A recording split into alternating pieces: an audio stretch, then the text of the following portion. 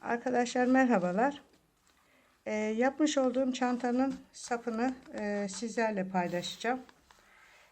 Çantanın sapının boyu genelde 120 ya da 110 santim olur. Bu durumda çanta sapını yaparken eğer ilave bir şeyler koymadan direkt sadece çanta sapı yapmak isterseniz ipinizi 6 katı olarak alın. Yani 110'un 6 katı, aşağı yukarı 6 metre falan ip kesmeniz gerekiyor. Ama ben aralarına başka şeyler koyacağım için 6 metre olarak kesmedim. 4 metre olarak kestim. Ve arkadaşlar şu kancaya bu şekilde takıyorum. 2 tane kestim arkadaşlar. İpi kestikten sonra arkadaşlar ortalıyorum ve şu şekilde şöyle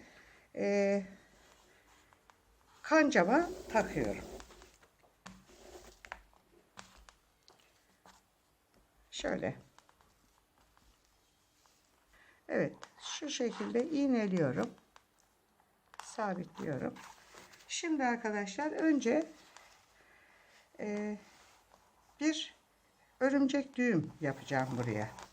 Veyahut da genelde insanların dediği kare düğüm yapacağım. Önce şu vaziyette ilk önce bir düğümümüzü atalım. Şuraya düğümümü atmadan önce arkadaşlar bir tane boncuk koymak istiyorum.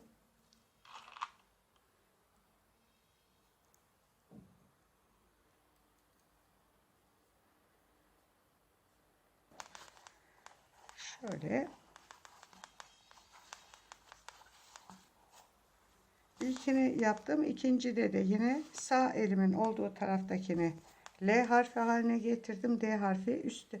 Sol elimin olduğu taraftakini üstten, alttan, aradan geçirdim.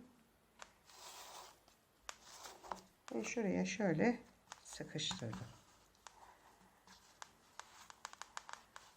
Şu vaziyette buraya sıkıştırdım. Bu sefer yine bunu bu hale getiriyoruz. Bunu üstten, alttan, aradan geçirip bu şekilde sıkıştırıyoruz. Şöyle. Ve buraya ben bir tane daha boncuk takmak istiyorum.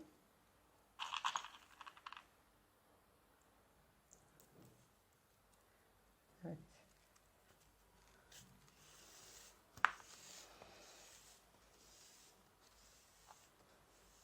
Evet. Şöyle. Ve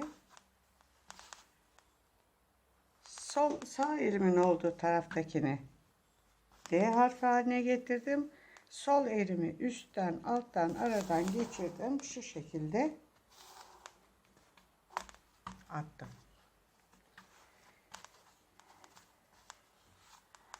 Evet. Şimdi bir tane daha yapıyoruz. Buraya 4 tane veya 3 tane boncuk koyayım arkadaşlar. Şimdi sol elimin olduğu taraftakini D harfi haline getirdim. Sağdakini üstten, alttan, aradan geçirdim. Ve şu şekilde buraya sıkıştırdım. Şimdi buraya bir tane daha, şurada oldu, burada oldu, bir boncuk daha koyayım. Evet.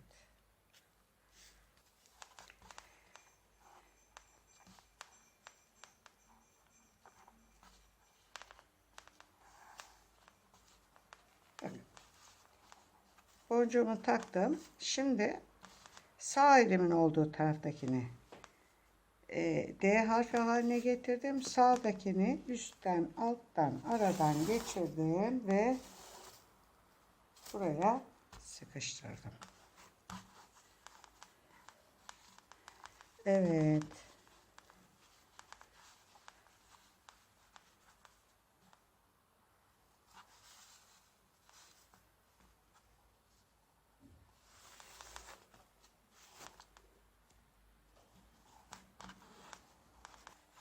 Şimdi şuraya bir tane takmam gerekecek.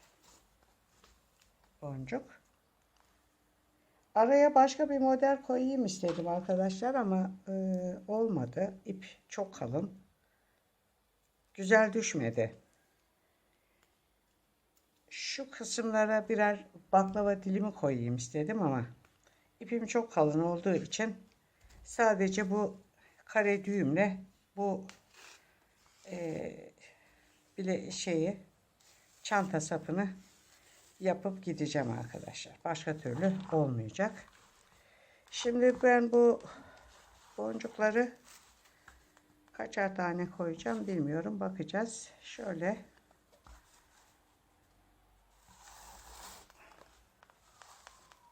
bu şekilde yapıyorum. Evet.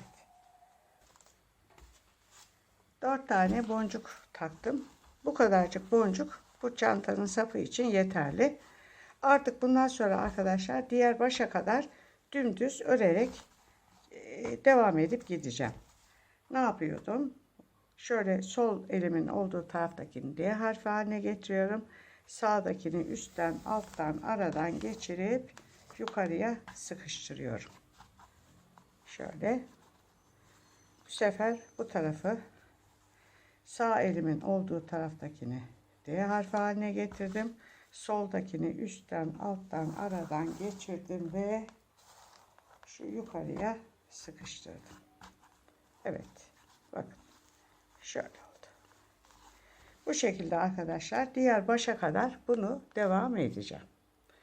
Diğer başta da geldiğimizde şu ucu takacağım. Ve çantamın sapı bitmiş olacak. Çanta sapım bitti. Değişik olsun diye şöyle kenarlarına ben 6 metre kesmedim ipimin boyunu. 4 metre kestim. Amacım işte şu kenarlarına püskül koyarak uzatmaktı. Onu yaptım. Ve çantamın sapı bitti. Şimdi size şu püskülü nasıl yapıldığını da göstereyim arkadaşlar. Şöyle artan iplerim var. Bu iplerden şu kalınlığı ne kadar olsun istiyorsanız o kadar şöyle yan yana koyacaksınız. Sonra bundan bir tane içinden parça çıkaracaksınız ip. Ve bunu böyle bağlayacaksınız. Ortadan ortalayacaksınız. Şu vaziyette şöyle sıkıca bağlayacağım. Bunu bağladım. Şu kısmına isterseniz arkadaşlar bir metal takabilirsiniz. Sonra şöyle bir ip alıyoruz. Aynı renk. İpi bu sefer şöyle tersten koyuyoruz. Dikkat edin. Şöyle. Şurada şöyle bir U harfi haline getiriyoruz şu kısmı. Şöyle. Ve doluyoruz.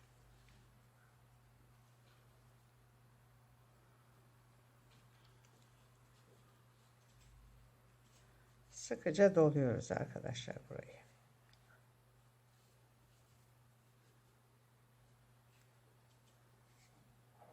Evet. Ve ipimin ucunu, bu burada uç, şuraya takıyorum. Şuradan içeriye soktum. Ve yukarıdan şu parçayı çekiyorum.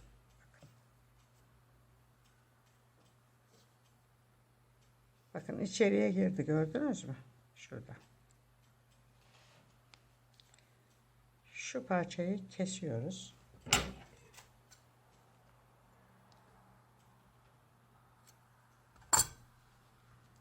Bu burada kayboldu. Bakın.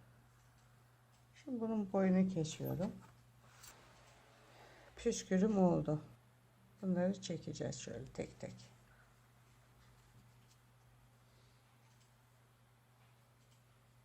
Bakın. püskülü oldu. Bu püskülü artık istediğimiz yerde kullanabilirsiniz.